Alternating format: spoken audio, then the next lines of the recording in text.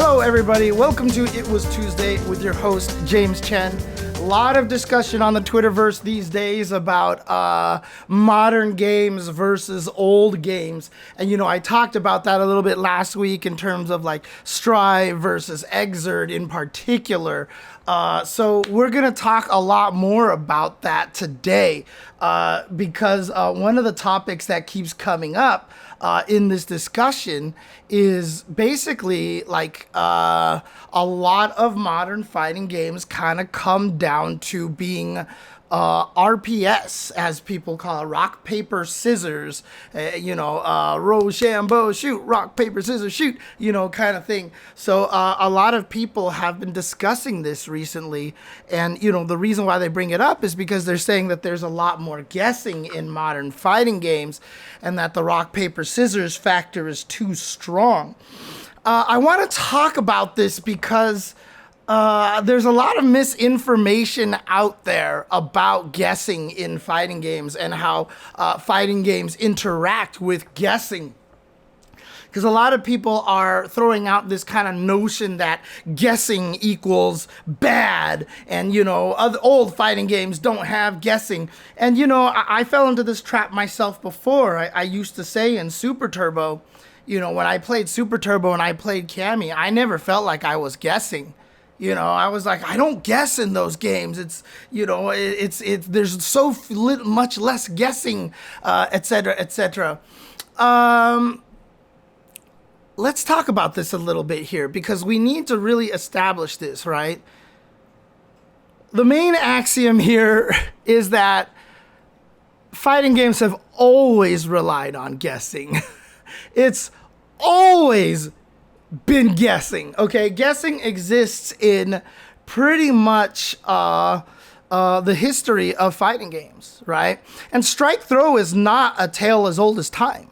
Keep in mind, strike throw is actually not something that's, yes, there is, like Super Turbo Kens literally hold forward and DP or throw. So, it does exist, but, there's more to it. There's a lot of nuance to this discussion here. We need to talk about this a little bit more. In fact, right now, what everybody is painting as, there's basically two layers that I really want to cover on this one, right?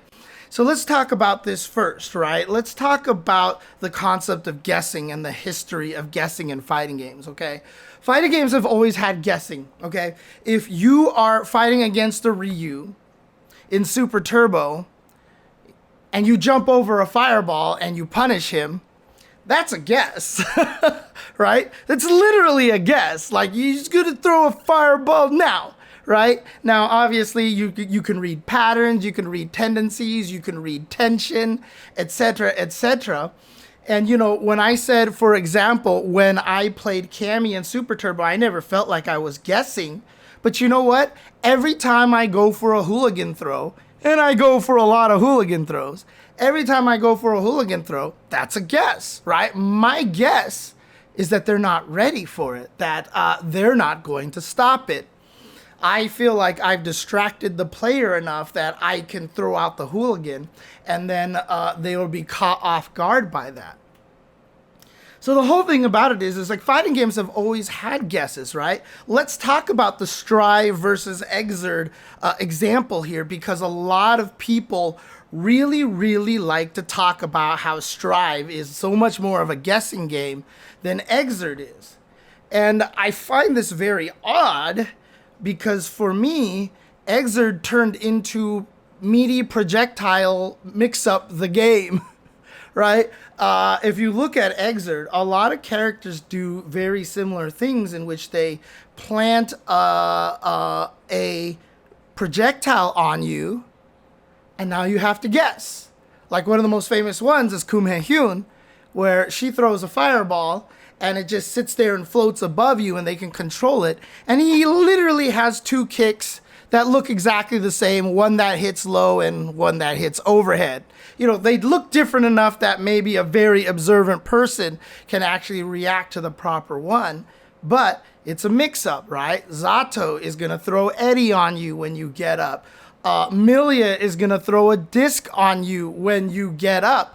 Raven plants his little spinning sickle on you when you get up. They even buffed a bunch of characters to allow them this mix-up with more resources, because Potemkin, for example, could even try Shula, which is the big giant flame pillar, RC it, and the flame pillar keeps going.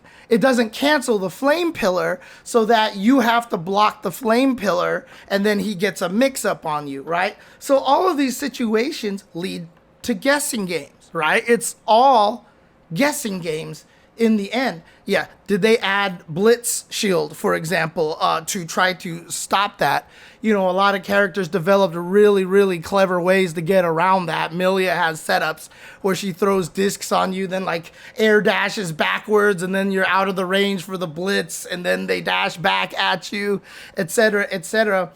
You know, it's funny because in the Strive versus Exerd discussion here, you know, Exerd forces a lot of guessing on players all the time, right? This is a very common thing. This is what Okazeme is all about. This is what the wake-up game is. So what is it exactly that makes people feel like it's a harsher guess in modern games versus older games, right? What is it? What is it about the change here that has kind of made it a little bit skewed for a lot of the old school players? Well, you know, people are going to argue things like, well, you know what, all fighting games are cheap. It just depends on what cheapness you enjoy the most, etc., etc. But the thing is, this discussion is a little, like I said, it's very nuanced. There's more to it than this. And, you know, I will say that I think there is a little bit of truth to what a lot of the old school players say. And the reason for that being is that what has actually skewed is not necessarily the guess. The guess has always been there. What's skewed now is the risk reward. And I mean, that's basically just what it comes down to, is the risk reward, because everything I want to say kind of falls into that category. JJB Pro talks about less defensive options. That is definitely true. And the fact that combos plus damage is easier to get. Right. So let's take a look at this Exerd and Strive example that we've talked about, right? You know, people putting projectiles on you in Exerd and getting a mix-up and hitting you, etc., etc. Typically in Exerd, when you actually get the reward and get the mix-up, it's hard to cash that out at the degree at which you can cash out correct guesses in modern fighting games. A lot of modern fighters. So let's take a look. Let's take a look at Milia in Exerd, and then compare that to Strive. So a lot of times when Milia actually gets you in a good mix-up, it's a vortex. She gets to do it again afterwards. If she has the hairpin, she can do a little bit more damage, get more corner carry. Milia doesn't care about corner carry because she actually just mixes you up mid-screen anyway, so who cares? So drop a disc, mix up. But the thing about it is, the damage that she gets is not as high. So what happens is that her guess reward is generally not that powerful. She has to guess right many, many times. Now, granted, it's totally in her favor. It's totally in her favor, but she usually has to do maybe like 4 or 3, 4 to 5 guesses, depending on if she has a ton of resources.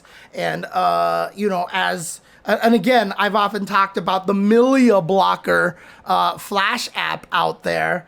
God, I wonder if I could even still find that. I know it's on the Internet Archive. Let me see. Is it still on the Internet Archive? Because that's the last place I saw it. Oh, is it actually here? You know what? I'm not going to worry about it. In any case, it's impossible to react and block. It is purely a guessing game. But that's the thing, is that Milia generally doesn't get a ton of damage out there, right? Now let's compare it to Strive. Milia still has all these capabilities. In fact, she's kind of the same, right? She still has some really gross mix-ups in every patch that she gets. She even got a new special move. She gets like stronger and stronger and stronger as it goes, and her mix-ups get a little bit scarier. But Milia has never approached high tier in Guilty Gear Strive, right? Why is that? Why is that when it's similar and people hated Milia back in XX and Exert days, right? Like, what is it? Why is the mix-up not as potent? The reason why the mix-up is not as potent is because then you compare her to a character like Happy Chaos, right? Now, granted, Happy Chaos's mix isn't as, I mean, he's not as high tier as he was before. So we're talking about like maybe a couple of patches ago, Happy Chaos here.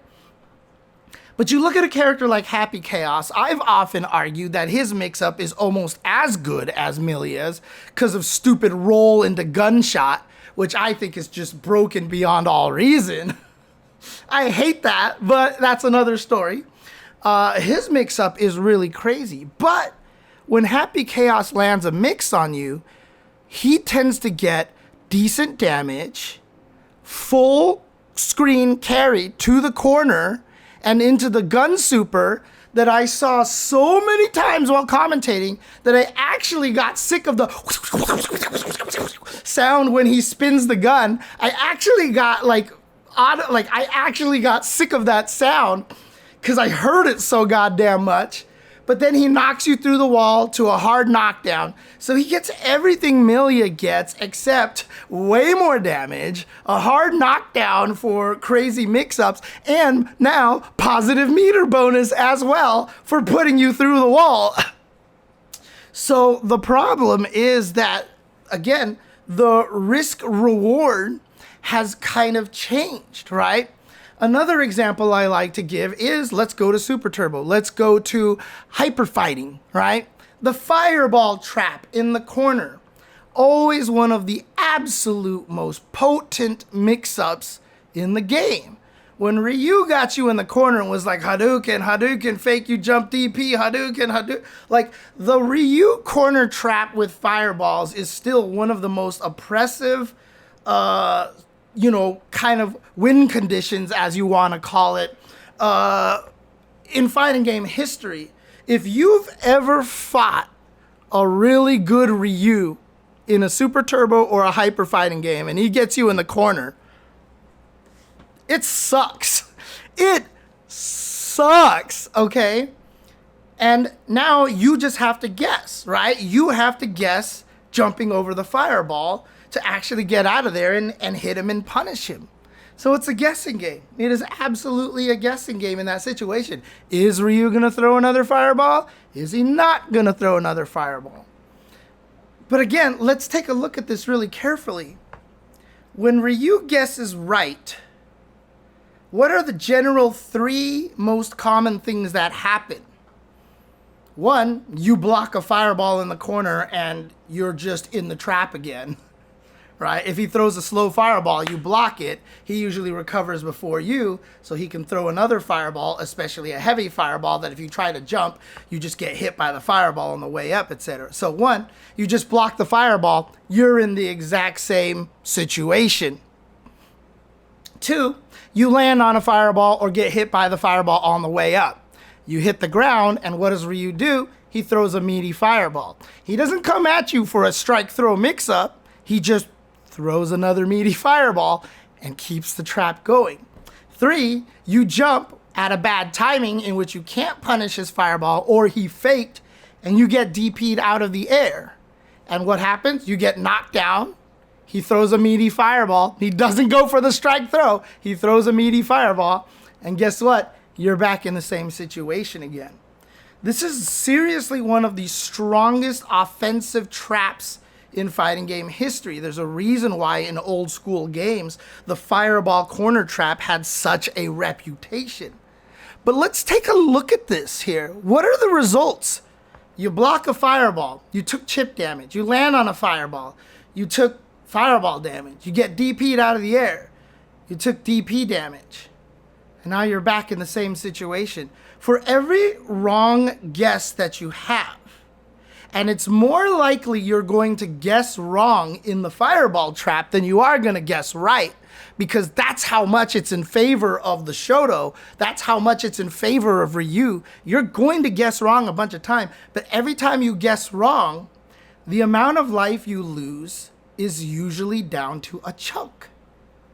So while this mix-up is extremely good, like the Millia example I gave, there's a reason why in Strive we always describe Millia as death by 1,000 paper cuts. Like commentators said that all the time. She had to mix you up like 4 or 5 times, whereas Nago was just like, brah, and then you died, right? And that's why Nago was super good early on. Ryu's fireball trap is death by 1,000 paper cuts. And even though it's super good and very hard to break, you're not dying a bunch, which means your amount of times that you get to guess is a lot higher than modern fighting games, right? That's the thing. The reward for an unsuccessful guess on the defensive side leads into small damage and you get to guess again. What happens when you guess right? You make it out of the corner, you kick Ryu in the head and get a big ol' combo, and in hyper fighting that might even been a stun and you win the game. Like you literally can win the game by guessing a jump over a fireball. If Ken jumps over a fireball of Ryu and can do fierce light DP, that's game over. You died because you're stunned, and then he does it again and you're dead. That's it. But crazy enough, it's still worth it for the Ryu player to go for it because that's how powerful the offense is. And in fact, when you actually do corner traps against people in Street Fighter 2 games, most players don't just try to predict jump over the fireball to punch you, because generally that's actually one of the worst guesses. It's so hard to do that. It is really hard and oftentimes requires a setup of being able to neutral jump a fireball first so that you have the frames to be able to jump over and punish. So what happens is you'll actually see few players actually trying to jump over the fireball. That's how potent the offense is. The point being is that the defensive reward is actually strangely high compared to the offensive reward. But again, when the offense is right, you get more chances to guess, right? And so like I said, interesting enough, even just describing the fireball trap, I've already talked about all these nuances. Ryu can throw slow fireballs or fast fireballs. You can try to neutral jump it so you can gain the frames to be able to jump over the next fireball. Neutral jumping over a fireball and then jumping again will catch 2 fireballs in a row, which is why when you see neutral jump over fireball, you usually see Ryu's fake a fireball, but that lets the opponent walk forward. So they're guessing you're gonna fake a fireball, so they walk forward, etc., etc. There's a lot of nuance to it, right? There's a lot of nuance to that. Yeah, there are completely messed up situations. The Cammy versus OG Sagat in Super Turbo, but again, that is an OG Sagat problem more than anything else. The hard part now, though, is when you actually look at the risk and reward. One of the tough things about this is that the opponent usually, and this is how a lot of strike throw games work these days, their reward is massive. Their reward is ginormous, right? Because like, if you look at a game like Street Fighter 6, even Street Fighter 5, a lot of the times the reward is like, I mean, in Street Fighter 5, it was like, I hit you with a combo. If you guess wrong again, now you're almost stunned, or you did get stunned and you die, right? In Street Fighter 6, it's just a giant snowball. And whenever they're right, same thing with Strive, same thing with Grand Blue Fantasy Versus, a lot of these games, and in fact, Grand Blue is interesting because their whole game is mid-screen, you don't get much. You're trying to push someone to the corner, so everybody tends to do a combo that's a corner carry, and then the corner is where you basically explode. All obviously some characters are a little bit different, which is why they're strong, which is why Nier is so good, because she just gets mix-ups that loop into itself over and over and over again. So her reward is just really, really high compared to everybody else. But again, most of these modern fighting games, like I said, with the happy chaos situation, most characters will get the corner carry, and corner is really, really dangerous these days. You know, outside of the Shoto Fireball mix-up, oftentimes in older games, the corner was actually kind of a good place to go. If you were Guile, you would be fine being in the corner a lot of the times. Honda loved being in the corner, etc., etc. And so we have a situation here where the offensive character, when they go for the mix, their reward is extremely high except for the throw. And that's why we have the meme of take the throw from Street Fighter V, because it was always, by far, the least damaging way to have a wrong guess. You know, in Street Fighter 6, that's why a lot of people hate throw loops, because now it's just perpetrating, but at least you have a couple of times to guess and a way to escape. Yeah, okay, and Mike Lee brings up a good point, is that not only is the reward is good, but the reward is easily confirmable. Everybody has easy ways to hit confirm things. And so this is kind of where the issue comes from. The risk and the reward is horribly skewed. You know, someone in the chat mentioned over here, where was this? They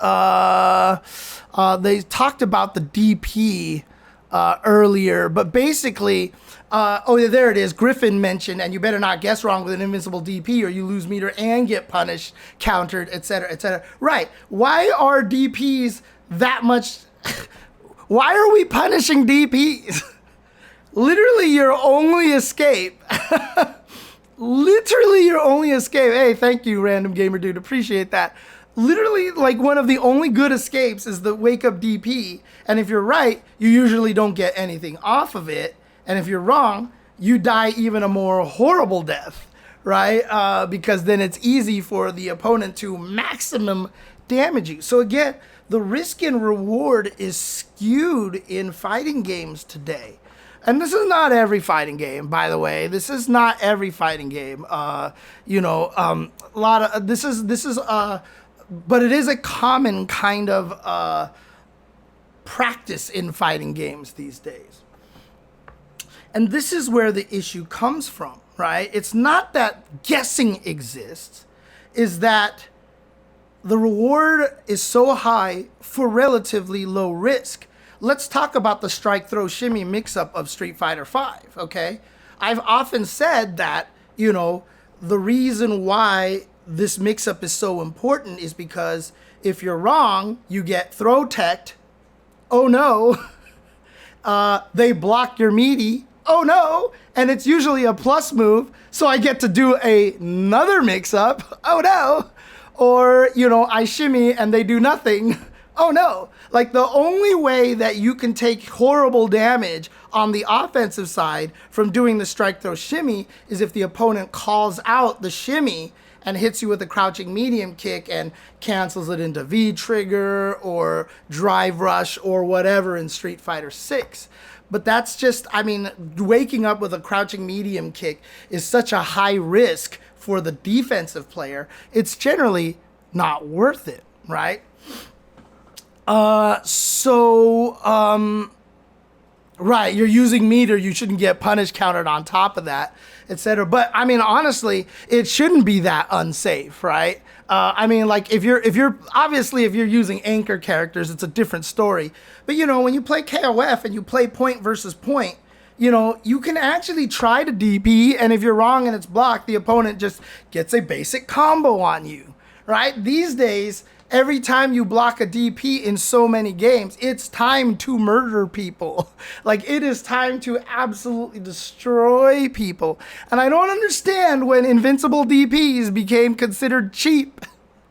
Every time I talked about it in the Street Fighter V and even current era, people are like, God, it's so unfair. The characters that have invincible DPs are broken. It's such an advantage. What the? What? Oh, man. Like, there's a history of fighting games with invincible DPs where none of them have ever been unfair. But this is the situation that we're in. This is why it feels more like a guessing game. Not only that, but the guesses are a little more defined now. So a lot of times, like I said, in the Fireball game, it was a little more nuanced. Even in, like, for example, the Kumehyun example that I was giving in Strive, you know, you have to think about Blitz Shield. You know, there is some invincibility on back dashes. There's, you know, dead angles and stuff. And there's a lot of options for you on the defense. And this is what someone else in the chat mentioned, is that we are losing defensive options in fighting games.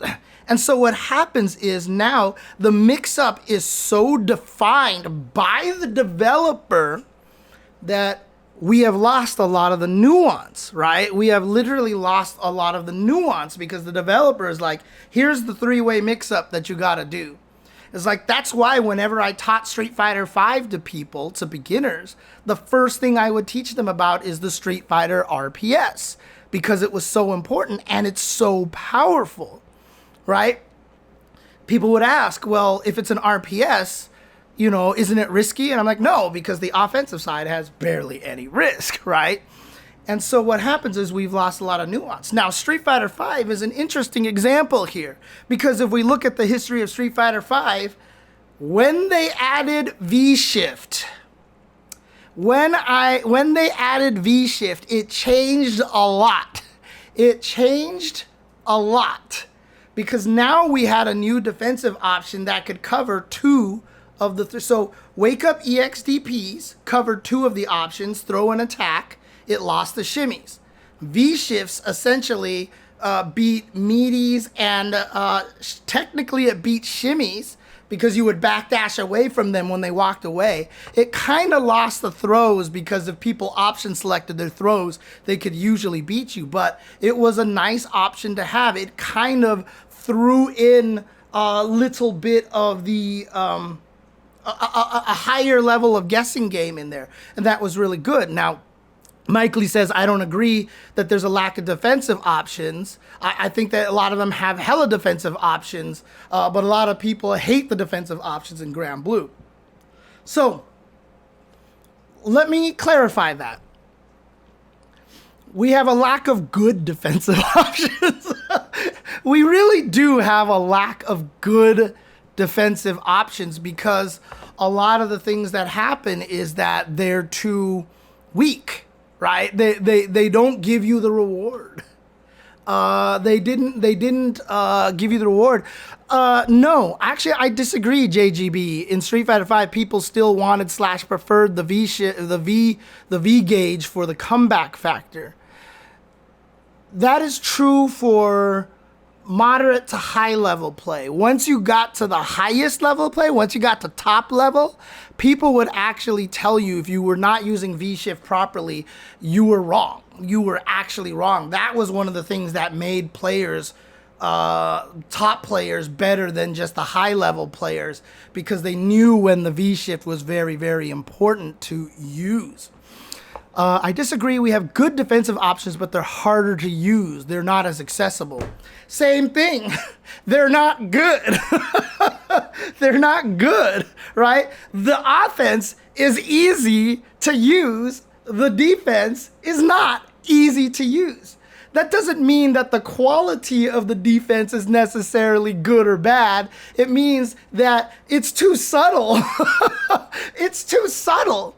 And for a lot of people, it's hard to get past that barrier early on. When you get to the highest levels of Street Fighter V and Street Fighter VI, you don't see people complaining about the guessing game.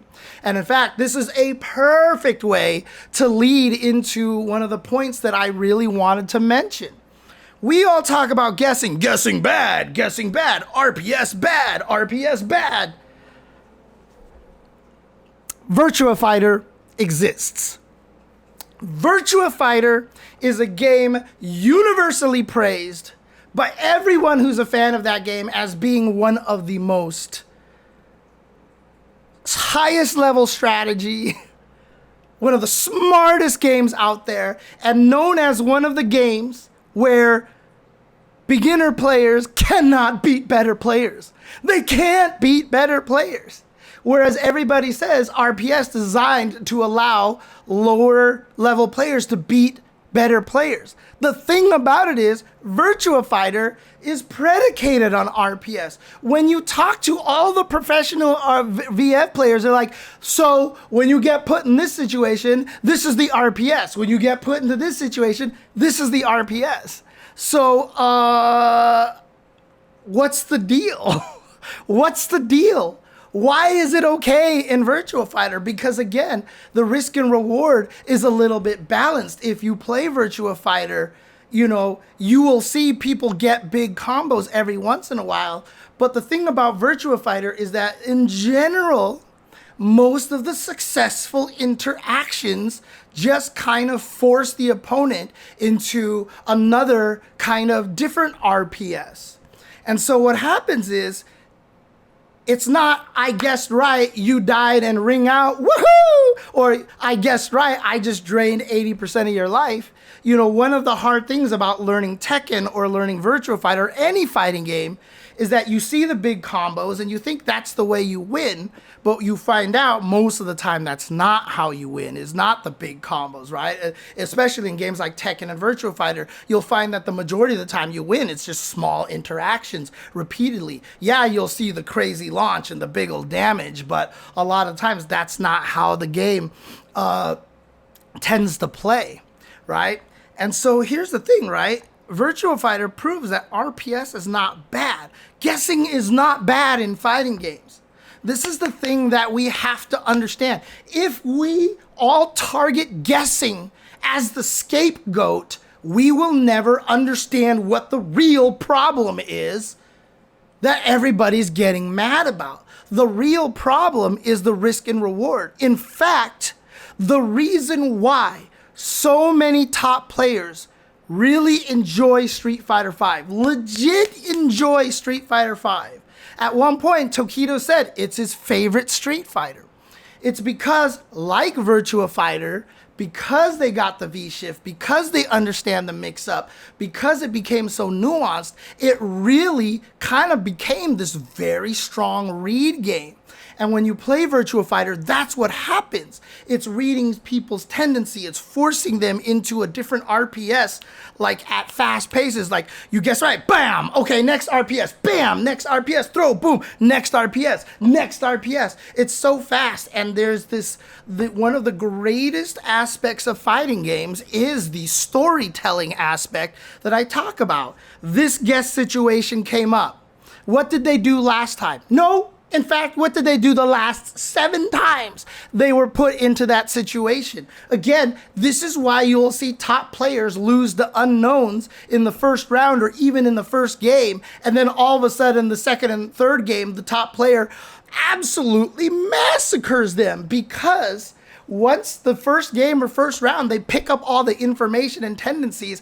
Now they have the psychological advantage. They can guess what the opponent is going to do far better than the opponent can guess what they're going to do. And then they just slaughter them. And you're like, wow, how did the guy win the first game? Because the first game, the guy was picking up information. The guy was just gathering information. And that's why a lot of people, top players of Street Fighter V, really enjoy that game. Is it kind of RPS? Yeah. But like I said, thanks to the addition of V-Shift in particular, it created an extra dynamic to the defense. And now it's about reading the situation, reading what the patterns is, reading how your opponent wants to play. And there's something very, very fun and fascinating about that. I've often said that Street Fighter V is a mind game, and that is absolutely true. You have to know frame data. You have to know whose turn it is. By the time you get to the top level, everybody knows that information. So as soon as everything happens, everybody knows what the mix-up is. So it's not a mind game anymore. Now it's a heart game. I've always said, every fighting game at the highest level eventually becomes a heart game when all the knowledge is understood. And so that's why a lot of players love Street Fighter V at the highest level, and why people will always praise Virtua Fighter. Because in the end, it stops becoming about whether this character is cheap or not. It largely comes down to, how am I reading my opponent? How am I guessing my opponent? I mean, one of the favorite stories that L.A. Akira, aka Gerald, likes to tell, the owner of Okamoto Kitchen, the food truck that I've retweeted a bunch of times, he was one of the best Virtua Fighter players in America. And one of his favorite stories he liked to talk about was, I forget what his nickname was. It was like Little Akira or something, or like, it was basically an Akira player that showed up at a world tournament, super young, and nobody expected him really to do well, and he killed everybody because there was this palm move that was considered extremely unsafe. So, but it was really fast, but it was unsafe, so nobody used it. But he used it in a way, and he used it a lot, that caught a lot of people off guard, right? And it was about him kind of throwing the mind game out of the loop, right? And so that's the thing, is like, even though the move was bad and logically saying that you shouldn't use it, he did use it, and he was right in his RPS situations a lot of times. And he became very, very, that was one of like the most well-known stories out there about this Akira player, He threw the RPS for a loop a little bit, but eventually people adjusted and they started figuring out why he was using it, etc. And it just came down to, it's always about reading your opponent and knowing what they're going to do. And that is what they ended up loving about Virtua Fighter. That is the favorite thing. So again, guessing, RPS, are those factors of fighting games? Absolutely. It's just something that you just have to get used to. But really, the difference nowadays is that the reward is too high, or the defense isn't strong enough, right? Some people have been talking about, what's up, Sinner X? Thank you. Thank you for catching it live. Appreciate it. People talk about Grand Blue. So we had some people talking about Grand Blue and, talking about how, Brave counter is considered too strong. And I completely forgot where my point was going with this. I completely forgot where I was going with this now. Shoot. Okay, you know what?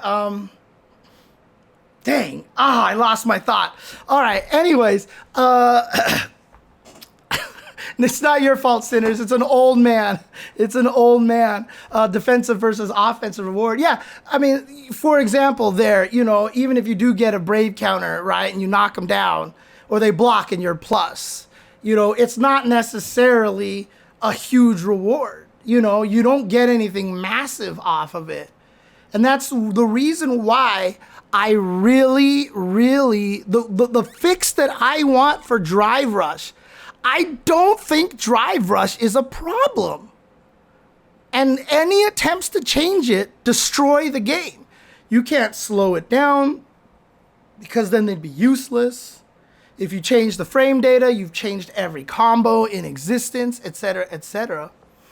The problem with Drive Rushes is the risk and reward. If I'm wrong and I block the Drive Rush, you're plus and you get a mix-up. If I'm wrong and I try to poke and I miss and I get punished, you get big old corner carry 50% damage combo. If I'm right and I stuff you with my standing medium kick, which isn't bufferable at all, and that's the thing, right? Like, okay, so maybe, like, for example, Ken will try to check your Drive Rush with a crouch medium kick. If he's right, he gets his own Drive Rush combo, etc., etc. One, you've spent more bar than he has. And two, it's hard to check Drive Rushes. It's really, really hard to check Drive Rushes. A lot of times you press the button too early and you get whiff punished. And then there's stuff like Jamie Drive Rush Heavy Punch or Jury Drive Rush Standing Medium Kick. Because they're multi-hits, they have more active frames than every other move. Those things, I mean, literally, I challenge anybody to play Kimberly, go to training mode, record Jamie Neutral Jump Drive Rush Fierce, and try to check that. Like from maybe 3/4 a screen away. Try to check it. Like, there really, literally almost is no answer except put a button out before he even starts the drive rush. It's so hard. And so being able to check drive rushes, while great, is still a huge risk. Again, the risk reward is so horribly not in favor of the person on the defense of the drive rush. Because if you're wrong, it's really painful. And that's why my fix to the drive rush has always been, if you drive rush and get hit, you stumble forward. Same frame data, maybe make it a punish counter instead, so they get hit harder, but make them stagger forward. And then basically what that means is if you hit them with the tip of your crouching medium kick or your stand medium kick or whatever like that, they get punish countered, fall forward, and it gives you a better combo. Instead of pushing them away so you can't hit them anymore, they stumble forward, you get a big old combo, and now you get to corner carry them. And you get to choose how much meter you want to spend, etc., etc. Because now you can hit them and they stagger forward. You have 1,000 years to confirm your combo and be like, okay, and then just blow them up. This doesn't change the potency of the drive rush. The drive rush is exactly the same move as it was before. However, now you have shifted the risk and the reward for the drive rush. Because the thing about it is, if you drive rush and someone checked you, it was like, okay, maybe you got hit by a big combo, but it was like, whatever. If I was right, like, you died, right? Like, the other guy died. So if you change it so the risk and reward is different, that's all you change. I didn't do anything else to the offensive capabilities of it, but now people are going to think about it a little bit more. People are going to be like, should I drive rush? Is he ready for that? I'm scared of this now.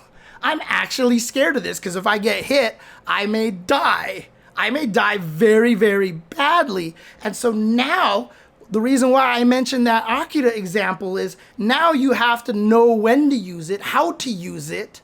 And even though the palm strike from Akira, is very punishable on block, the kid understood the risk and reward for it and knew how to use it intelligently. That's how people are going to have to use drive rush as opposed to spamming it. People are like, that's not going to stop DJs. That's good.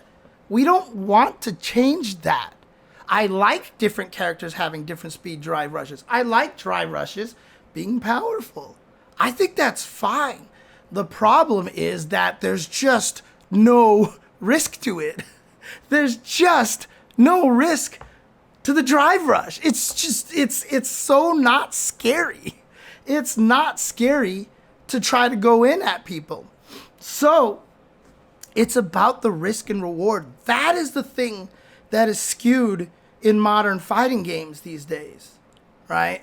That's the thing. So, the 2 points I wanted to mention was the risk and reward, and 2, that guessing has always existed in fighting games, that RPS has always existed in fighting games. Now, obviously, there's very, very different examples of this, right? Every fighting game is going to be different because in Marvel, if you didn't die when you got hit, that sucks because we're playing Marvel. Like, you're supposed to die when you get hit in Marvel. Why is it okay in Marvel? Well, because at worst, outside of Happy Birthdays, you're losing one character and you've got more characters jumping in. But 2 is that landing the hit in Marvel is actually kind of a tricky game. And if you watch Marvel 3, the beautiful thing about Marvel 3 is that it's the neutral. People are getting hit by things all over the place. Random photon shots and like beams and stuff like that. But then when the guy finally gets that one solid conversion and gets the big hit, that's when people get excited. And then it becomes a test of your execution, right? But in Marvel, if you actually watch something like Ultimate Marvel 3 has actually one of the most nuanced and fascinating neutral games. It's hard to notice this if you don't understand Marvel because it looks like blah! But if you understand Marvel, the neutral game is actually really, really fun to watch. And, I always bring up the example of what Flo taught me. R.I.P. Flo, we love you. We love you, Flo. One of the things he taught me was, how do I get out of this mix-up? He said, don't be there. Don't be there. And I was like, what does that mean? How do you not be there? And he's like, watch Justin play me. And then I watched Justin play, and Justin was never there. And that's where a lot of the nuance from the neutral game in Marvel comes from. It is the movement. That's the thing that is so addictive to Marvel players, is the movement and the ability to not be there because you have so many movement options. And so that's why you shoot lasers in different directions and have Captain Commando, pillars and stuff in MVC2. The game is about trying to restrict the movement, but the neutral is so subtle and it's so much fun. So that's why it's okay for Marvel for you to die when you get hit, because getting in there is actually a lot of risk, and you deserve that big of a reward when you actually get in there. So when we look at a game like Exerd, for example, I've talked about projectile meaty the game. A lot of the times when you're right, like if you watch a good Kumhei Hyun, and when Kumhei Hyun actually lands that mix-up with the overhead or the low, a lot of the times they just get some small combo into a sweep, into fireball, and do it again. It's not a huge amount of damage. Every once in a while, they do get the proper setup, thanks to Roman cancels, but again, that's a metered resource, and that's something that you got to factor in there. But, that's your reward for having that meter, and it's why Guilty Gear is a game that erases your meter at the beginning of every round, because it is such a huge reward. The Roman cancel has always been a way to really reward yourself. And there's so many different ways to use the meter in Guilty Gear Exerd anyway, with the faultless defense and all this stuff. And again, Exerd has faultless defense. It has the perfect guard, the instant blocking. It has the blitz shield. It has invincible backdashes. It has dead angles. It has wake up supers. Some characters have invincible DPs, etc., etc. There's a lot of defensive options that you have to think about. And, while we have good defensive options in modern games, one of the problems is we don't have enough options, I feel like. What are your defensive options in Street Fighter 6? Right? Drive reversals are bad. They're just not good. And trust me, as a Kimberly player, since I have absolutely zero options on defense, it sucks. It sucks. Yeah. And actually a lot of things that people complain about, you know what? I'm just going to add this. I'm throwing shade at people. You guys got to stop whining about shit. Again, invincible DPs are fine. They are absolutely fine. And you know what? Like in a situation where maybe some characters don't have them, that's fine, right? Like that's an archetype, right? You just build the archetype, and if you give someone no invincible DPs, then you give them better offense. It's just a design choice. Stop complaining about chip kills. I bring this up because I just saw this in the chat here. Chip kills are cheap. Well, then maybe don't lose 99% of your life then. Yes! Yes!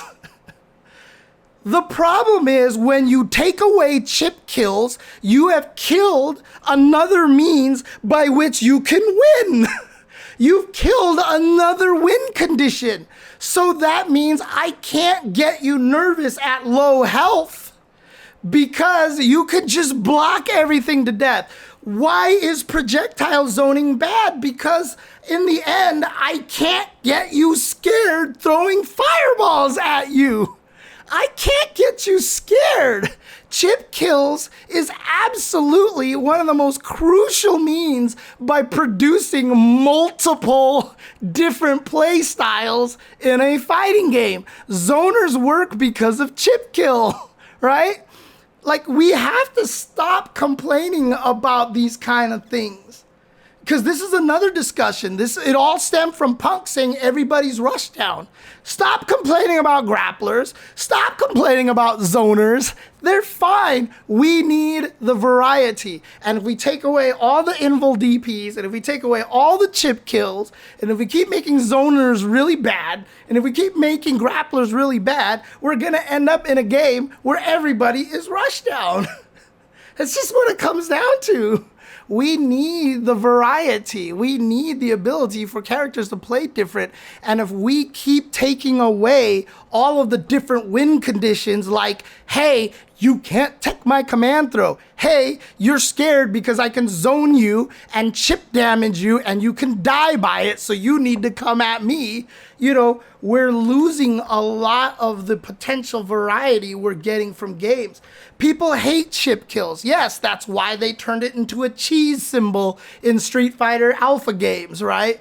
But it's part of the game. It's like it's a fundamental part of how a lot of the games work. Now, obviously, if you're playing a game like Dragon Ball or something like that, where it's just like chip kill can be really egregious, yes, you can design a game without chip kill and have it make sense.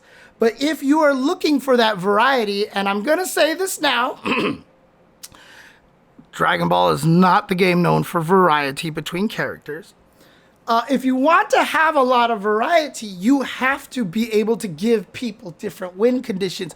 We keep taking away the win conditions from all of the characters. And we gotta stop that. The reason why our fighting games are ending up the way they are is because of people complaining.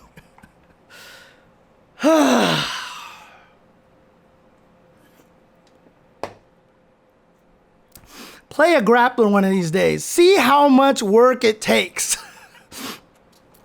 See how much work it takes playing a grappler. Honestly. Jesus Christ, dude. Like, it is...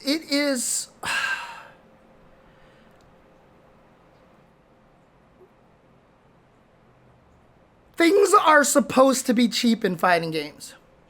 Things are supposed to be cheap in fighting games. The most popular fighting games are the ones that are the cheapest out there, right? Like, I mean, honestly, it really is. Like I said, the way that a game like Street Fighter V has evolved, yes, it doesn't have the invul DPs, it doesn't have chip death and everything like that. It's definitely honed itself into a way that is how the game is designed. You can't put invul DPs into Street Fighter V and have it be okay. Meterless invul DPs, you just can't. That's just not how the game works. But if we continue this trend, we are going to lose the variety that we've had in fighting games. We have to allow fighting games to continue to be cheap and to continue to have kind of really scary things to deal with. It's why I pushed for Under Night, honestly, is because that game, I mean, the zoners in that game are absolutely brutal in that game. If you fight against the Batista and you have no idea what you're doing, Batista is just like, what am I supposed to do? She has lasers that go across the fire, but like, it's ridiculous. Like, her as a zoner, Hilda as a zoner, like Hilda, you look at Hilda and you're like, what am I supposed to do? The grappler has Dulcim arms. You're like, why is this fair? And yet none of those characters are considered top tier, right? But again, it's also because the game has good defensive options. Like I said, you're rewarded for your defense. You tech a throw, you're plus on block. This is what I say Street Fighter 6 needs to do. If you tech a throw, you should, if your throw gets teched, you should definitely be -3, right? And right next to them. If you get your throw teched. But there's also the defensive shielding. You know, if you are getting zoned, you can defensive shield, build up your grid. You win the grid cycle, you have the chain shift, you're more powerful, etc. So now the zoner has to think about, do I want to keep zoning this? Because if I do, then they're going to win the grid, and now they have more power to get in, so they have something more to think about, etc., etc. Under Night is a very scary game. It's a very vortexy heavy game. Yes, absolutely. But again, the defense is very active, and that's what I like about it. The defense is smart. The defense is very well designed, and the grid system really kind of throws a loop on the grid system in a way. The point is, fighting games are fun when they have that variety, okay? It has that fun when they have that variety. I know people hate zoners, and I know people hate grapplers. But the thing is, if every character fights kind of the same, it's a frustrating situation. It really is. You know, the homogenization of characters is a tough thing to deal with. You know, people hate JP in Street Fighter 6, and it's kind of one of the reasons why I kind of love JP in Street Fighter 6, because he does throw things for a loop. He puts people out of their comfort zone. And if you don't think that playing fighting games is being put out of your comfort zone, then I don't know what you're doing. I don't know what you're doing playing fighting games, man. If you want to play fighting games so you can just keep doing the things that you always do and never be impeded, you're not play Final Fight, play against the computer, play Sifu, play any of the millions of 3D brawlers out there, play Devil May Cry, play God of War, etc., etc. The joy of a fighting game comes from you and your opponent adjusting to each other. I'm telling you that right now. If you think the joy of a fighting game is just beating up on the opponents and winning, you've never experienced true fighting game joy. Oftentimes, if I have a really good set with somebody where we go back and forth a lot, even if I lose more games, that's almost always the most fun I have in fighting games. Because it's just really cool to feel people adjusting to each other, you know? Oftentimes, if I'm beating up on somebody and get like a 15-game win streak in Battle Hub, I actually feel bad. I actually try very hard to teach the opponent stuff, you know? The true fun of fighting games is that adjustment. And if everybody plays the same, you're limiting your fun. If you understand that when you fight grapplers, you have to play a different game, that when you fight zoners, you have to play a different game, when you fight rushdown, you have to play a different game, when you fight a trap character who's really good at laying down traps, you have to play a different game. You know, when you're fighting against the bruiser character that isn't very strong, but when they hit you, you die. If you fight against the character that just has a ton of armor, if you fight against the character that's just really hard to, you know, catch because they're so slippery, you know, that is where the joy of the fighting game comes from, is from adjusting. So as much as anybody out there hates, you know,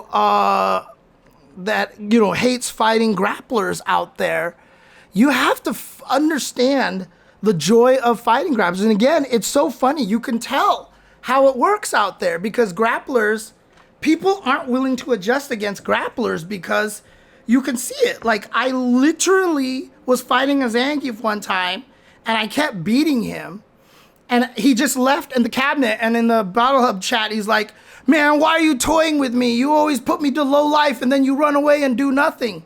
And I was like, I'm doing that the entire round. I was like, that's how you fight Zangief. Do you understand? What am I supposed to do?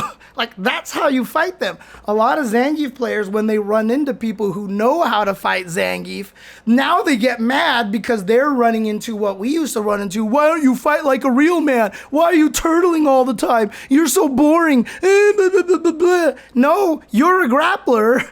I have to play that way. Sorry if you're not having fun. And that's one of the things you're supposed to understand when you fight a grappler. Do you know how much fun you could take away from grapplers in fighting games? That's like one of the biggest joys out there when you fight a grappler. Do you know how easy it is to make a grappler's life miserable in fighting games? Because you can kill him with one button. Like in Street Fighter 4, Bison could kill Zangief with roundhouse. You never scissor kicked, you never psycho crushed, you just roundhoused him to death. And that's all you did. you have to have so much understanding, and that's where the joy comes from fighting grapplers, is you're like, you can't touch me. And you just have fun with that, right? But that's the adjustment. That's what you're supposed to do. That's how you find the joy of fighting games, is you adjust. And every time I fight a Zangief, I'm like, are you a crazy Zangief? Are you a jumpy Zangief? Are you a knee Zangief? Are you a, you have to figure out the Zangief. And then once you figure him out, you can usually beat him pretty well. And it's really, really a lot of fun. Now, one of the things that's actually mentioned up here, and I think that someone does have a point here. Right, so Jamilu says that the homogenizing is getting them more sales overall. And there is a little bit of truth to that, right? I mean, there is the argument that grapplers and zoners can never be the best character in the game, right? And I do prescribe to that theory because from a developer standpoint, from a marketing, I need to sell fighting games standpoint, I need to keep people playing. Grapplers and zoners do make people quit. Like, they are the characters that make people quit. But, I just feel like, again, it's one of those situations that the games have to do a little bit of better job educating you in these situations. I don't feel like the games do a decent enough job educating people on the idea of how to fight a grappler. They don't teach you to play defense. And the other thing too is that, it doesn't feel as rewarding because you aren't landing your combos. You're just getting an anti-air. You're poking them with a button, and it doesn't feel super rewarding and fun. And that's the tricky thing, right? And that's where a lot of the, the bells and whistles come into play, right? Which is why I love the big giant counter message in Guilty Gear, because it feels good when you do something like that, right? And so, I feel like that's kind of the same way getting punish counters in Street Fighter 6. I like punish counters because it makes you more cognizant of it, and when you get it, you get cool combos, and I think that's really, really fun, right? And again, John the Automaton, I mean, look, people have heard me say this a million times. What John says is, honestly, even if the games tried to teach, I doubt most people read anything the game tells them. And people have heard me say this a million times. The best tutorials in fighting game history are Break the Targets and Home Run Contest in Smash Brothers Melee. Only in Smash Brothers Melee. Because the Home Run Contest got dumbed down so badly in future games. You don't teach people how to play fighting games by making them read. You teach people how to play fighting games by tricking them into learning. That's just really what it comes down to. You have to have mini games where, like, you have to teach people how to zone and keep in mind how people are trying to get in on you, and, you don't necessarily call it the grappler thing, but, like, have it be so that Zangief is on the other side of the screen and is Donkey Kong and is just sitting there throwing barrels at you, and he's behind a wall that you can't get in. So he throws a low barrel, and then he throws a high barrel, and then he throws an armored barrel, etc., etc. But putting Zangief there makes you think about, oh, this is a Zangief thing. And now you're learning to keep away and play this game against him where you're not trying to get in on him, but you're just trying to play defense, etc., etc. That's the thing, is there's ways to teach people without having it to be all text. World Tour kind of does this. They try their best to do it. But, I mean, honestly, a lot of people haven't played through most of World Tour, unfortunately. And a lot of it is very subtle as well. So, but they do it, and I'm glad they do it. And it's better than anything that anybody else has ever done up to this point. So, yeah, exactly. Only 25% of players finish MK1's basic training. People don't do tutorials, so it has to be new ways. Exactly. You have to find different ways to do it. Everybody has always said, oh, Guilty Gear has great tutorials. This game has great tutorials. And I tell everybody, everybody's tutorials are bad. because they're text and they have you do missions. Block high or low in this situation and succeed 3 times in a row. Ding, succeed. You've learned how to block high or low. No, you didn't. You didn't learn how to block high or low. Did people not realize that the car in Street Fighter 2 gets destroyed on one side really fast on purpose so that they force you to jump over to the other side so that you learn how to do DPs and stuff facing the other direction? Did they not realize that when you actually bash the top of the car, now all of a sudden a bunch of moves don't hit the lower part of the car, so you're forced to actually use crouching moves? Do you not realize that, the barrels bouncing force you to walk back and forth, and when you hit things and they bounce, it forced you to react and find another way to hit it, etc., etc.? No, none of you noticed that. But guess what? It taught you. It literally taught you those things. And you didn't know. You had no idea. You literally had no idea that the car was forcing you to learn how to DP facing the other direction. Right? This is what we're missing right now. We don't have, the car game is kind of in World Tour, but you blow up on this, you keep finding the car on the same side, so it's not quite the same thing, right? It's not quite the same thing.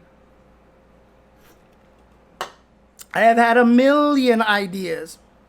I've had a million, yeah, everyone axe kicked it down, but then now you knew that the axe kick hit crouching characters.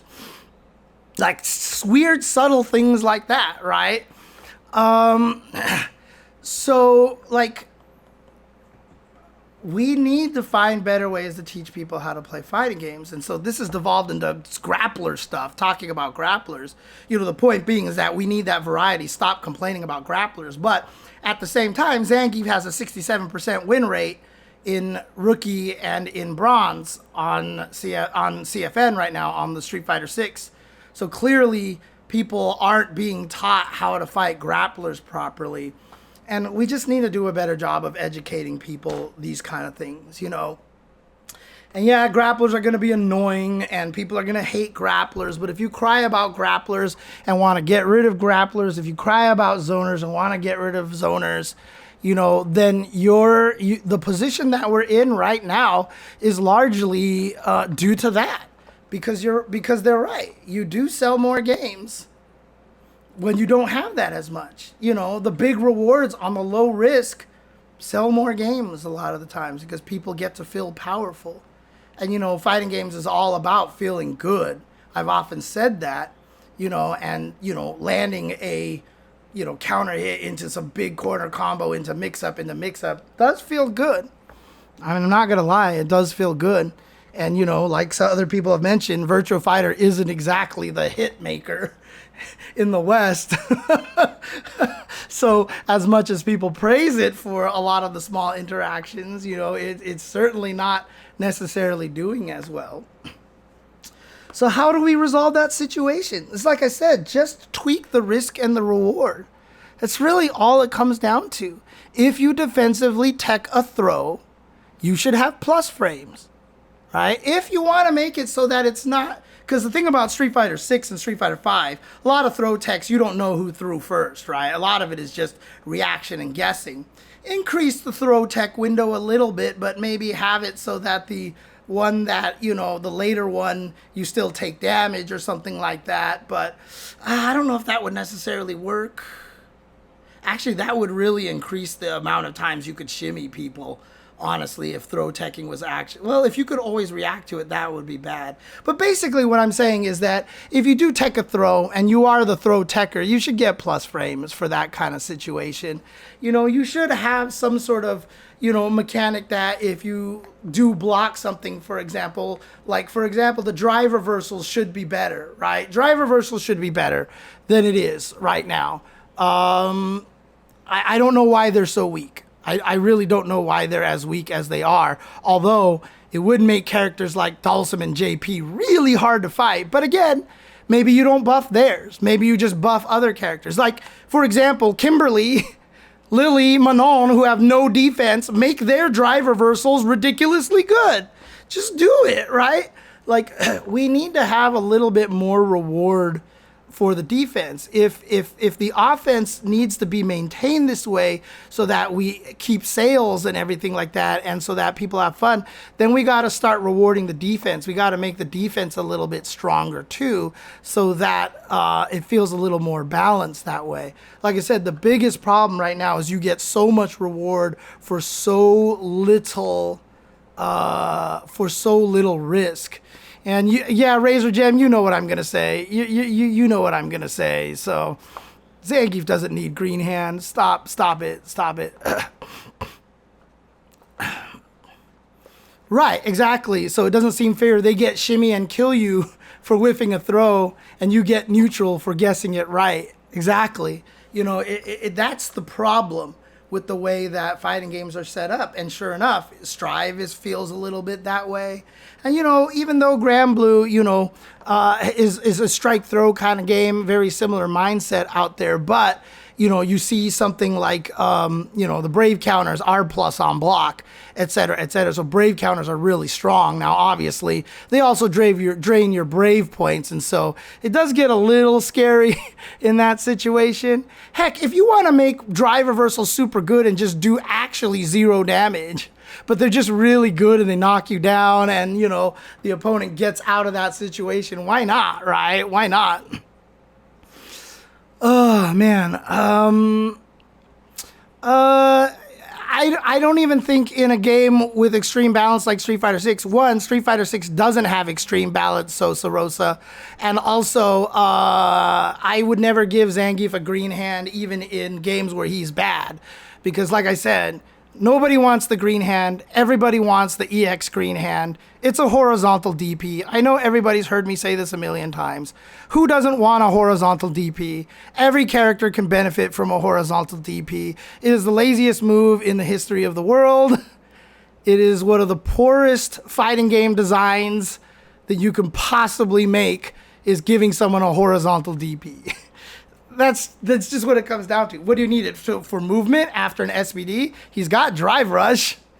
Like, what do you, is it actually going to work against fireballs? I mean, you've got Drive Parry. I would rather have Lariat be better against fireballs than give him a green hand, honestly. The green hand serves no purpose except to give him a move that's super cheap and really unintelligently designed in an EX green hand that just blows through everything. What character wouldn't benefit from that? What character would not benefit from that? Like, any character that's bad, you give them that, and now suddenly they might be kind of decent. So it's lazy fighting game design, in my opinion. It really is. My idea, Sosa Rosa, is that he has a hurt box in the back of his chest, back of his stomach, that can only be hit by projectiles. And when it hits it, it causes his lariat to instantly stop and recover. So in other words, if you throw a fireball and you lariat through it and it goes through, he just recovers, right? So now you can actually, you know, try to lariat through. I mean, maybe give him multiple lariats, like give him some kick lariat as well that actually does that, and the punch one keeps spinning so you can try to get through and actually baseball bat people in the head. But the fact that the lariat was designed to avoid projectiles, and it's like the worst projectile avoiding move in the world right now, really makes me sad, really hurts my feelings. In any case, let's get back to the main topic at hand here. Somehow everything always devolves into grapplers and Zangief green hands and stuff like that. Look, the two takeaways that we need from this discussion is that guessing has always been in fighting games. But again, that was another point that I wanted to bring up too. If you remember when I talked about, you know, if every time I do a hooligan to the opponent, I'm guessing they're not ready for it. A lot of the old guessing is also guessing that the opponent isn't ready for it or is too scared to react to it, right? It's not, hi, here's the RPS, literally Rochambeau shoot, like now you are forced into one of these three decisions to guess for life. It is literally playing a game. I don't think he's ready for this. Haha. And like, that's a different kind of guess, right? And so a lot of the guessing from old games, while there is guessing, feels different, right? Literally, you know, when you are in a situation where you get knocked down in a Street Fighter V and the guy walks up to you when you're getting up, you're forced into those three guesses. And, you know, the reason why V-Shift was so nice, because now one new option beat two options. One new defensive option beat two options. The Wake Up EXTP beat a different two options. And so that kind of added a little bit of layers to it. But if you have no meter and someone knocks you down, you're literally forced into a three-way guess. It's not, can he react to this? The guess is literally, I'm gonna robe, sham, bob, shoot. And so now you're forced into this guess for life. And like I said, usually if you're wrong, you take a huge chunk of damage. This is why we need more defensive options, because if defensive option one, so let's say instead of just the three offensive options, you have 5 offensive options. If you have one option that beats 4 of them and not the one, and then a second defensive option that only beats 1, and then you have another defensive option that beats these 3, and you have another defensive option that beats like these 2, and you have another defensive option that beats like only option number 3. Like you end up with this kind of nuanced mix over here, and now you kind of have to account for a lot of different situations. And, you know, that's how a lot of old fighting games work. You know, like a Street Fighter 4, you know, you could uppercut FADC backdash. You know, how do you beat that? I backdash on your wake up and cause the DP to whiff because I use my invincibility on the backdash to beat you up. You focus attack, backdash, you just plain old backdash, you know, you throw tech, you just hold up back and jump away. You know, there's a lot of different options there, and I don't feel like we have that good enough variety. Basically, the way that modern fighting games are going is that the defensive options, like I said, I feel like are just becoming too weak. I just really feel like they're getting too weak at this point. Eggplant King, I already talked about Under Night. I already talked about why I love Under Night and why I think the defense in that game is really, really, really good. Do you think defensive options can be exciting to watch? I like seeing perfect parry, but I think I'm in the minority. I mean, that's the thing, right? That's another thing that made V-Shift really cool, is that the defensive options are as cool as you make them look. When you were actually right and you got the, you know, the little slow motion backdash thing, it was kind of cool. You know, it gave the ability for a lot of commentators to be like, oh God, here we go, you know, kind of thing, like, oh, we got it, you know, and like, it's exciting. The defensive options are as cool as you want to make them look, right? If we made the parries, the throw techs, plus when you actually defensively throw, tech a throw, you could add an extra cool animation, like a zoom, like like push them back a little bit, and then it would be kind of exciting as opposed to pa, and then that's it, right? Like it is, and dude, yeah, like Jamilio says, you remember the Leffen versus Goichi Dragon Ball match? Do you remember that? Like, the fact that Goichi like defended for like 8 hours without pressing a button was hype as hell, dude. Like, it can be hype. It can absolutely be hype, you know? And those are the kind of things that we have to think about, honestly, is, you know, the developers have the ability to make defense hype if they just take the time to actually present it that way. Yeah, exactly, Griffin. It's a guess on who'd be plus, but that's why you have to change the animation. In Under Night, the person who gets teched like literally falls on their ass, right? I mean, it's something like that. There's a very clear animation of what happens. I don't know if they fall on their ass, but there's something about it that makes it very clear who gets teched. Because I think the person who gets teched goes, ah, or something like that. Like there's a clear animation to it. And so that's all you'd have to do is just put the clear animation in there. So,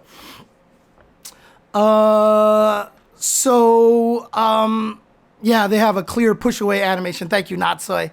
Yeah, moment 37. I mean, calling parry a defensive mechanic, I don't call it a defensive mechanic, okay? Parry in Third Strike is a mechanic. That's all I'm gonna say. It's a mechanic. The fact that it lets you jump and make Third Strike the jumpiest Street Fighter in the history of fighting games, clearly it's not a defensive mechanic. It is an offensive safeguard in a lot of ways too. Yeah, that requires the viewer to know that it's a mix-up. Loud, flashy animations conveyed to the viewer what's happening as hype. Dude, I've been talking about this. Virtua Fighter, again, like Akiba Games can attest to this. When I'm sitting there talking about Virtua Fighter, we need more information on the screen. Same with Tekken. I hate the fact that when I get hit by a throw, I don't know how to tech that throw. I always have to be like, chat, how do I break the throw? Chat, how do I break the throw? Chat, how do I break the throw? Like, why doesn't the game just actually show me 1 + 2, you pressed this, like X, like literally like on your side of the screen or something, or maybe in the top of the screen, like 1 + 2. Like, why not? What? How does that hurt the game? How literally does that hurt the game? Right? It doesn't at all. It's the exact same game, except now you don't have to ask the chat or keep guessing to find out how to break that throw. That's it, right? Oh man, I just think it's really that's all it really comes down to, in my opinion. And so, you know, that's the thing. You know, Daigo once famously said that he thinks fighting games are out of date, that they're kind of out of touch, and I 100% agree. If I made a fighting game today, I would do so many things slightly different than how fighting. I would try to break a lot of the norms, which is why I really enjoyed what Daisuke did with Strive. I love the giant counter message. I love the combo meter. I love the wall break.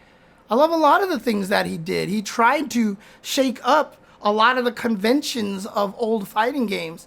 And to me, I appreciate the attempts that he made. Whether or not you agree with them, I don't agree with some of them. I don't think some of them are good. I like some, I don't like some, but I'm glad he tried. I'm glad he tried. I haven't played 2XKO yet. I haven't basically interacted with the game much at all. From what I've seen of it, I would still do things differently. Not from I think this gameplay is not good, but those ideas that I have that I'm trying to blow up a lot of conventions that we have in fighting games. I would like to shake some of those things up, basically. Currently in Strive, I'm not a fan of the Wild Assault mechanic. I don't like the fact that different characters have different Wild Assaults and that some of them are just ridiculously good. The white Wild Assaults being really, really strong. I don't like that they cause hard knockdowns off of the wall because it was harder to get the hard knockdowns. Now the fact that you break through the corner and reset to neutral means nothing because people are just Wild Assaulting you through the wall all day. So it's always a safe jump mix-up or something like that. Wild Assault has been one of my least favorite additions to Guilty Gear Strive. So part of the reason why Sakura made Smash the way he did is because he felt bad about completely destroying some guy in KOF at an arcade.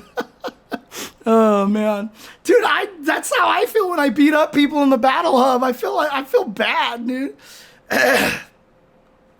So, you know, all right, I've been going on this for way too long again. Surprise. So let's just, let's summary, takeaways from this. Guessing has always existed in fighting games. In fact, one of the most beloved, intelligent, mind game praised fighting games in Virtua Fighter is a big giant bag of RPS. And I don't say that as an insult, because that's what the top Virtua Fighter players say.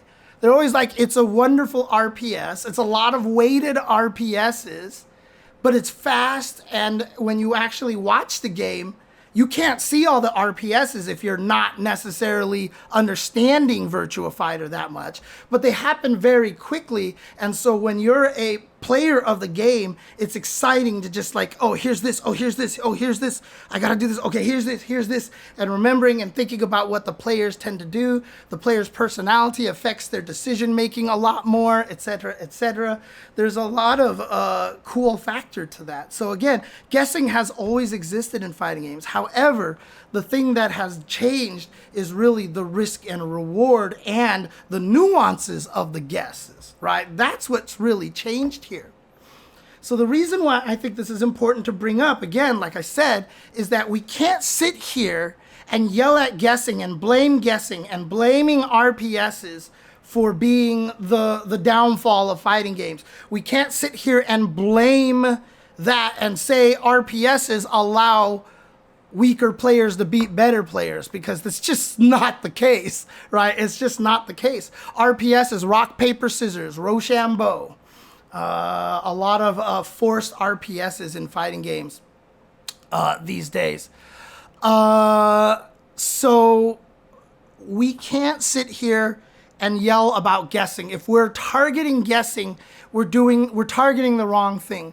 We have to understand that guessing is a part of fighting games. Does that make fighting games sound stupid? No, because in almost every competitive game, there's a factor of guessing, right? Unless, of course, if you're a basketball player and you're Kyrie Irving and you just know the defender just has no lateral movement, then it's done, right?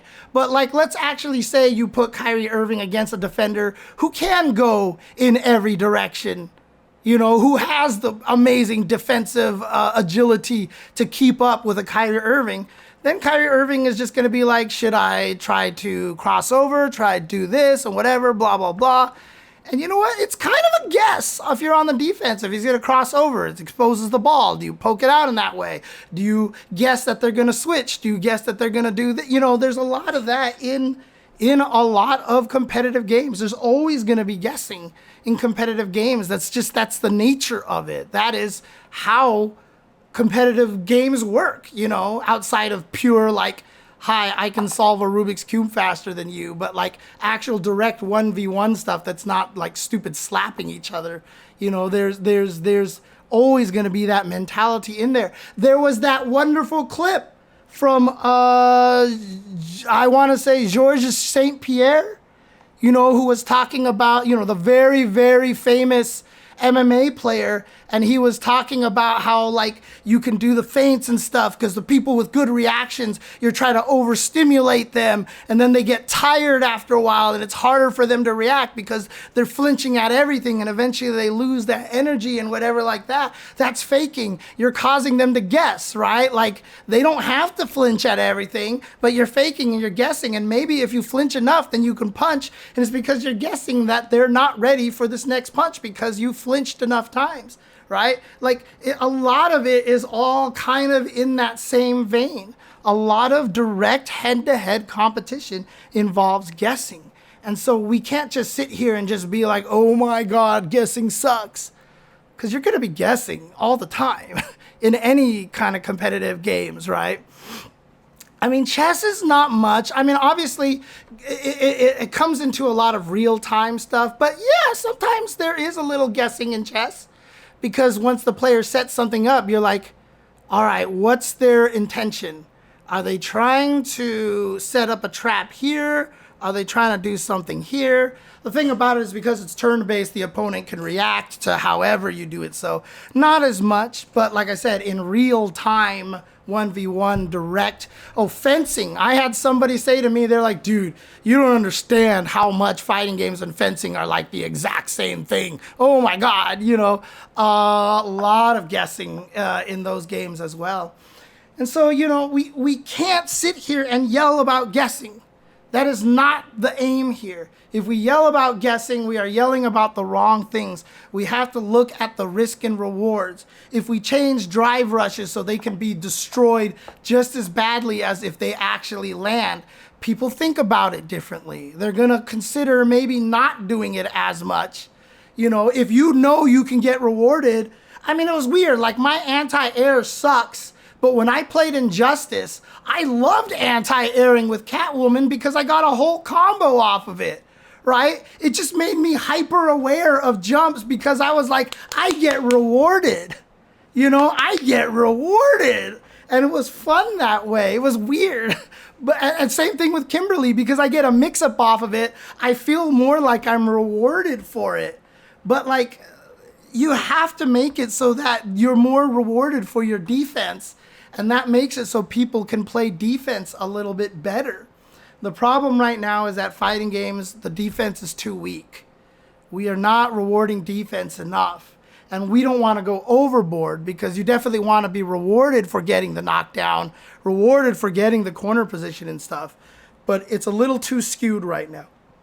And that's what we got to do. We got to course correct that. And again, not every fighting game is doing that, right? I mean, if you know how to play Tekken, it's not that bad. It's a lot of little interactions. It's not so much the big interactions. You can still really dive, you get put against the wall, but if you're good at Tekken, then you actually have decent defense, which I don't.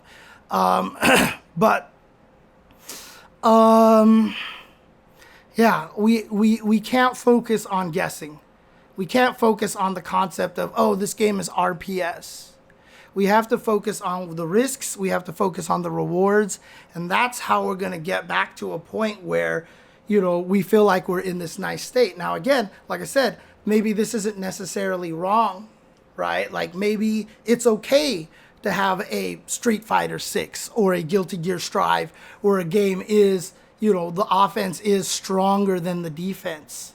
It just depends on what the developers want to design. It just depends on what they want. But if we're going to complain about it, we need to complain about the right things. And we need to stop complaining about the archetypes. Otherwise, you're going to get to what Punk was saying, that every character is rushdown. It feels the same. Nobody has any variety, etc., etc.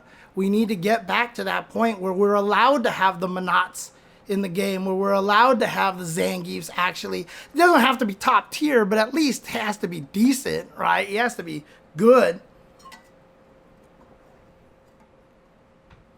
We have to have a way that the archetypes can exist so that we have variety out there. And again, with the way frame data works now, your turn, my turn, etc., etc. And see, that's the thing. Tekken does that. A lot of your turn, my turn. But there's so many ways to blow that up. Low parries, etc., etc. High crushes, low crushes, side steps, etc., etc. There's a lot of ways to blow that stuff up. And I don't think there's enough options to blow things up in the Street Fighter V and Street Fighter 6 days right now. There definitely needs to, and think about that Tekken too, right? Like, if you do a move that's plus on block, but it's a high, and your opponent crouches it and gets a launch punish on you, that's a big reward for a high risk read, right?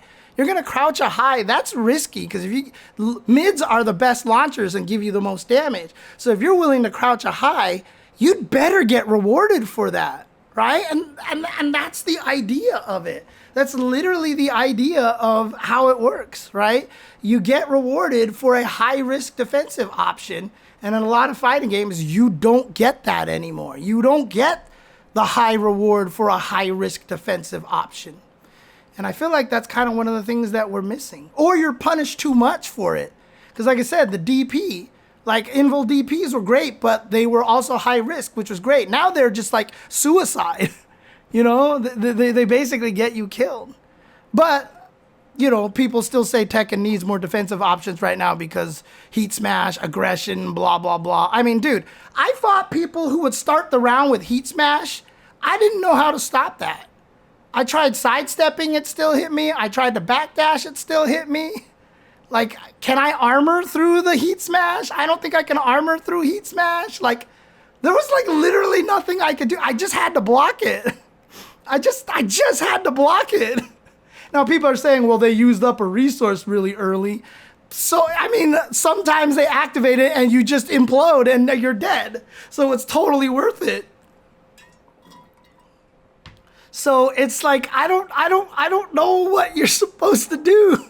So yeah, maybe we need to tone down some of the offense in Tekken 8 right now. But regardless, you know, that's beside the point.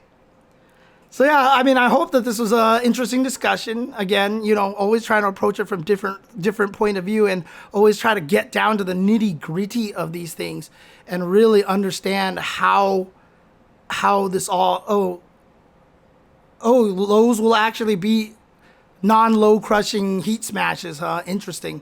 Okay. I mean, most lows are pretty slow though, unfortunately. So heat smashes are usually like 17 frames or something like that. And you'd have to find a low that's really, really fast in order to stop that first. Okay, yeah, I know. I saw that, Zlavin. I saw that, Zlavin. Arslan Ash wants to win a tournament so he can loudly say Tekken 8 sucks and show it's not because he can't win at it, basically. But some heat smashes are way faster. Okay, there you go. Yeah, but again, that's another discussion about, and actually we'll talk about that a little bit in item number 3 here. But in any case, like I said, I hope you enjoyed this discussion again. Always trying to, you know, keep the conversation, you know, well analyzed, looking at all the different angles. And as a person who has often defended modern games, you know, it's very important for me to recognize why modern fighting games have created this feel. And yes, you know, on defense, it feels way scarier on defense in like modern Street Fighters than older Street Fighters. You know, waking up and blocking is just not a great option anymore. There's just so many ways to die, and it's stressful. Defense is stressful these days, and I think defense needs to give you, like, there needs to be high risk options. So like I said, having the one option on defense that only beats this thing, like I said, crouching a high move in Tekken and getting a big launch and you get huge damage, it feels good. And that makes it so that now you can feel good about playing defense, because when you do make the right read, it's like, yeah, you know. But right now, there's nothing on defense that makes you feel like I blocked the plus button on wake up, he's still plus, I'm in a mix up again. That doesn't feel good. I tech, I'm still in the corner. That doesn't feel good. You know, allowing the defender, rewarding the defender for high risk read situations that are usually a bad idea are still really cool to have. You know, that's just the kind of thing. So, all right. Thank you guys for tuning in. Thank you guys for watching. Please like and subscribe down in the comments below. If you are a YouTube viewer, if you are here on Twitch, please consider a follow and subscribe as well, just to help keep me in business here doing this stuff for you guys. And again, appreciate it, but stick around. We're going to be talking about these topics here. But for those of you on YouTube, thank you guys for tuning in. Thank you guys for watching. Hope you enjoyed this. And the day this podcast graced your ears was the most important day of your life. But for me, it was Tuesday.